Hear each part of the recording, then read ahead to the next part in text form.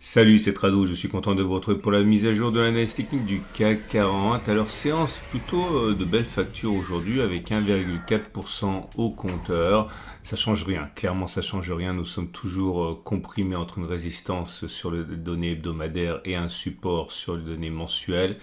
Ce qui clairement signifie qu'on est ballotté par des unités de temps supérieures qui s'imposent normalement aux évolutions de court terme. Donc je ne pense pas, et je vous invite à regarder la vidéo d'hier, que les niveaux clés aient été atteints pour qu'on puisse parler de changement de paradigme, loin s'en faut. Mais il y a quand même du neuf, on va le voir. Première des choses, regardez la bougie du jour, on l'a dit, est verte, elle est positive, elle est plutôt favorable. On termine dans le tir haussier, c'est relayé par les bougies Aiki-Nashi qui délivrent une bougie haussière puisque la bougie du jour est verte et qu'elle n'a pas de mèche basse. Alors maintenant, elle ressemble beaucoup à celle qui a été donnée il y a 2 séances. C'est pas une bougie extrêmement haussière non plus. Vous savez que normalement il faudrait que les bougies Aiki-Nashi, je vous invite à regarder le tutoriel disponible sur la Trado Academy par rapport aux bougies Aiki-Nashi. Les bougies qui sont vraiment haussières ont une mèche plus limitée, comme ici, vous voyez, comme là. Donc ça reste quand même une bougie haussière, mais de manière très modérée, on va dire. Les éléments, des éléments techniques nous invitent à considérer une légère amélioration, mais qui n'est pas non plus très significative. Alors certes, on commence à redresser la M7, on est au-dessus, donc la tendance immédiate, elle est plutôt haussière. Maintenant, la moyenne mobile à 20 périodes est plate. La bonne nouvelle, c'est que si on continue sur cette lancée, la M7 risque de croiser la M20 alors que toutes les deux montent. Il s'agirait d'un croisement haussier fort. Il ne faut pas anticiper non plus, mais il faut par contre s'y préparer. Et si on a une M7 qui croise la M20 alors que toutes les deux montent, ça peut être vraiment positif, en tout cas bien plus positif que lorsque la M7 monte et que la M20 descende, puisqu'il s'agit alors d'un croisement haussier faible. Je vous montre il faut s'y préparer. Voilà, ça c'était un croisement aussi fort avec la M7 et la M20 qui montaient déjà. La M50 par contre ne donne absolument rien de significatif. On est toujours à son contact, même, et elle descend, donc la tendance de fond est plutôt neutre. Mais on sent que les agressions répétées contre la M50 cachent mal les velléités haussières. Attention également à un possible croisement M20-M50 dès demain. Ce sont des choses qui ont déjà été testées. On en a déjà parlé, on en reparlera encore. À noter également au niveau des éléments techniques, le fait qu'on soit toujours en dessous de la M200. Je vais prendre la moyenne mobile à 200 jours exponentielle. Vous voyez, on n'est pas très loin, mais on est en dessous. Et là aussi, je vous invite à regarder la vidéo d'hier pour savoir ce que ça signifie. Et ce qui m'intéresse également, c'est le signal qui a été délivré aujourd'hui par le MACD. Alors le MACD, c'est un de mes indicateurs techniques préférés. Alors, pour le coup, celui-ci n'a rien d'exotique. C'est peut-être l'indicateur technique le plus connu après les moyennes mobiles. Et comme on peut le voir, un signal a été délivré d'une manière particulière puisque le MACD croît son signal aujourd'hui alors qu'ils sont tous les deux en dessous de 100. Enfin de 0, pardon. Comme ça c'est produit ici.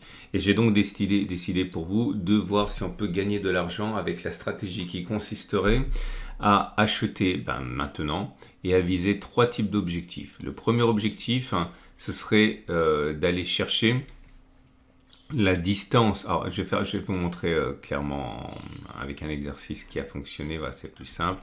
J'enlève ce dont je n'ai pas besoin. Voilà. Et on va regarder la chose suivante. Donc vous regardez le moment où le croisement a eu lieu. Le croisement a eu lieu ici, on est bien en dessous de 0.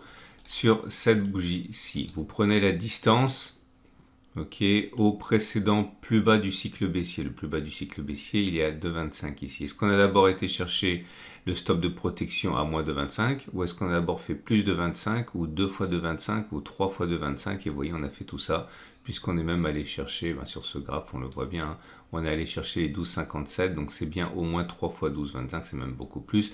Donc c'est pour ça qu'il y a 3 pouces verts. Alors sur l'exemple suivant, c'est ici, vous voyez, le signal a été donné sur cette bougie-là. Il fallait faire au moins 3,87 une fois, 2 fois, voire 3 fois, et on a bien fait 3,87 2 fois, mais on n'a pas fait 3,87 3 fois. Donc c'est pour ça qu'il y a 2 pouces verts et 1 pouce rouge. Et là, vous voyez, il y a 3 pouces rouges parce qu'on n'a fait ni une fois, ni 2 fois, ni 3 fois la distance au stop de protection qui était à 5,28. Donc c'est un triple échec. Et là, pour cet exemple-là, on n'a fait ni 1, ni 2, ni 3. C'est toujours en cours, mais c'est pas non plus invalidé. C'est pour ça qu'il n'y a rien. Ok, donc je vais faire défiler devant vous les résultats. Et vous voyez, on va simplement s'intéresser à au premier objectif. Donc succès, 2 échecs, 2 succès, 1 échec, succès, succès, troisième succès, 2 échecs, 1 succès, un échec, un succès, 4 échecs. Ça, ce sont les périodes mortelles. Vous voyez, quand on latéralise comme ça, vous avez plein de faux signaux. Et bon, ça, il faut en tenir compte parce que sinon, ça serait trop facile. Succès, 3 échecs, 1 succès, 2 succès, 3 échecs, 1 succès, 2 échecs, 1 succès, 2 échecs. Et ça y est, c'est terminé. Je suis allé jusqu'à 40 occurrences parce que j'ai oublié de m'arrêter. Et sur ces 40 occurrences, voilà le résultat. Si on vise une fois le stop de protection, on a 19 succès et 21 échecs, autrement dit 48% succès, 52% d'échecs, et en imaginant qu'on prenne 1% de risque par trade sur un capital virtuel de 100 000, ça fait qu'on a gagné 19 fois 1000, 19 000, on a perdu 21 fois 1000, 21 000, autrement dit c'est un système qui n'est pas rentable puisqu'on perd 2000. Attention, tout ce que je dis n'a aucune validité scientifique puisque 40 occurrences, ce n'est pas suffisant pour tirer des conclusions. Je donne ça uniquement à titre de partage de ma méthode. Là où ça devient intéressant, c'est si vous visez 2 fois le risque. Autrement dit, vous gagnez uniquement 16 fois, vous perdez 24 fois. Le taux de succès n'est que de 40%, mais vous gagnez 16 fois 2000, 32 000 et vous perdez 24 fois 1000, 24 000. Autrement dit, un profit de 8000. C'est intéressant parce que vous avez tort plus souvent que vous n'avez raison, mais vous voyez bien que vous gagnez plus d'argent, puisque quand vous avez raison, vous gagnez 2 fois plus. Et encore plus intéressant, si vous visez 3 fois le risque pris, donc là, vous n'avez plus que 13 succès pour 27 échecs, uniquement une fois sur 3, 33%, mais vous gagnez 13 fois 3000, 39 000 et vous perdez toujours 27 fois, uniquement 1000, 27 000, donc plus 12 000. Donc clairement, je suis en train de vous dire que si ce backtest était valable, eh bien, vous avez la possibilité d'envisager le trade suivant. Si vous voulez avoir raison à peu près une fois sur 2, mais vous risquez de perdre de l'argent sur le long terme, ça vous l'avez compris, vous visez 3,02% par lot. Maintenant, si vous voulez vraiment faire ce qui semble être le plus rationnel, mais encore une fois, ça n'a aucune validité, ce que j'ai dit, c'est simplement pour vous mettre sur la voie, eh bien, vous ne visez pas 3,02, mais vous visez 3 fois 3,02, autrement dit 9% et quelques.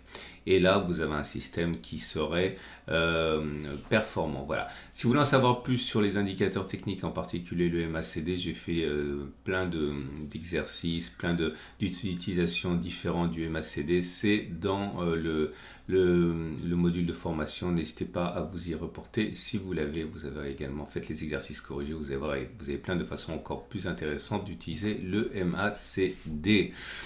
On passe donc aux éléments d'Ishimoku et à ce niveau, pas grand chose à dire. On est toujours, ça j'en ai déjà parlé, on est toujours en tendance neutre. Pourquoi? Eh bien tout simplement parce qu'on a un nuage qui latéralise comme ça. On est au-dessus du nuage, mais ça ne veut rien dire en ce sens que ce n'est pas confirmé par la Lagging Span qui est toujours en dessous du nuage. Donc pour l'instant, on vivote. Et on va donc terminer avec les trades du jour. Et les trades du jour nous incitent à, si vous êtes aussi, vous pouvez faire ce que je vous ai testé, c'est une façon de faire. Je vous rappelle qu'à titre personnel, je suis rentré en 2 fois, il reste une 3e fois à prendre puisque ma première position a été prise ici, ma deuxième... quand je dis position, vous avez 2 solutions. Moi, je préfère travailler en termes de risque, mais par abus de langage, je dis position. Donc, j'ai pris un risque ici, j'ai pris mon 2e risque ici, et mon 3e risque, je le prendrai là, si on y va, avec un stop de protection en dessous. Voilà, donc pour l'instant, ça vivote, mais c'est du trading de moyen terme. La matrice intraday du jour vous invite quand même à considérer ce que j'ai dit hier, à savoir les points d'entrée pour moi c'est un achat ici ou une spéculation à la baisse ici. Enfin si vous avez un biais haussier là et si vous avez un biais baissier là, c'est à titre personnel, c'est ce que moi je ferais. C'est pas un conseil naturellement, juste un partage. Pour l'instant donc on a touché ni l'une ni l'autre des zones, donc il n'y a rien à faire. Je vous rappelle également que à titre personnel, je travaille mon partenaire Trading CIG. Vous avez un lien en dessous en fin de vidéo pour voir comment travailler avec les Turbo 24. Et c'en est terminé pour aujourd'hui. Je vous souhaite une excellente journée et je vous dis à demain pour la mise à jour.